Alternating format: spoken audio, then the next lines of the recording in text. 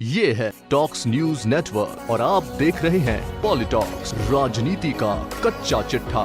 नागरिकता संशोधन कानून और national register of citizenship NRC के खिलाफ देश भर में लोग सड़कों पर हैं। दिल्ली, यूपी, बिहार, बंगाल, गुजरात, कर्नाटक में इनके विरोध में हिंसक प्रदर्शन हो रहे हैं। देश भर में मचे घमासान के बीच केंद्र सरकार राष्ट्रीय जनसंख्या रजिस्टर एनपीआर को एक बार फिर से धरातल पर उतारने में जुटी है।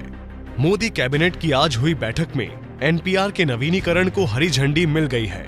इसकी अधिसूचना भी जारी हो चुकी है और कुछ महीने बाद इसका सर्वे भी शुरू हो जाएगा। केंद्रीय गृह मंत्रालय को एनपीआर अपडेट करने के लिए 8,500 करोड़ रुपए की मंजूरी भी मिल गई है। एनपीआर का पूरा नाम नेशनल पॉपुलेशन रजिस्टर है। देश के सामान्य निवासियों की व्यापक पहचान का डेटाबेस बनाना इसका मुख्य लक्ष्य है। इस डेटा में जनसांख्यिकी के साथ बायोमेट्रिक जानकारी भी होगी। प्रधानमंत्री मनमोहन सिंह के नेतृत्व वाली यूपीए सरकार में 2010 में एनपीआर बनाने की पहल शुरू हुई थी। तब 2011 में जनगणना के पहले इस पर काम शुरू हुआ था।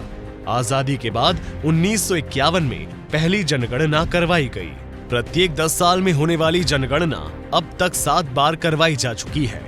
अभी 2011 में की गई जनगणना के आंकड़े उपलब्ध हैं और 2021 की जनगणना पर काम जारी है। ऐसे में एनपीआर पर भी काम शुरू हो रहा है। इसे तैयार करने में करीब 3 साल का समय लगता है। इसकी प्रक्रिया 3 चरणों में होगी। पहले चरण यानी अगले साल 1 अप्रैल 2020 से लेकर 30 सितंबर के बीच केंद्र और राज्य सरकार के कर्मचारी घर घर जाकर आंकड़े जुटाएंगे। जनगणना का दूसरा चरण 2021 में 9 फरवरी से 28 फरवरी के बीच पूरा किया जाएगा। 1 मार्च से 5 मार्च के बीच संशोधन की प्रक्रिया होगी। सीएए और एनआरसी की तरह गैर बीजेपी शासित राज्य एनपीआर का भी विरोध कर रहे हैं और इसमें केरल सरकार के अलावा सबसे आगे पश्चिम बंगाल की मुख्यमंत्री ममता बनर्जी हैं। सीएए और एनआरसी को लेकर मोदी सरकार के खिलाफ खुला मोर्चा खोलने वाली ममता बनर्जी ने तो बंगाल में एनपीआर पर जारी काम को भी रोक दिया है। इसके अलावा केरल की लेफ्ट सरकार ने भी एनपीआर से संबंधित सभी कार्यवाही रोकने का आदेश दिया है। मुख्यमंत्री कार्यालय की ओर से जारी एक बयान में कहा गया कि सरकार ने एनपीआर को स्थगित रखने का फैसला किया है क्योंकि आशंका है कि इसके जरिए एनआरसी लागू की जाएगी। हालांकि यह एनआरसी से पूरी तरह अलग है। क्या अंतर है एनपीआर और एनआरसी में?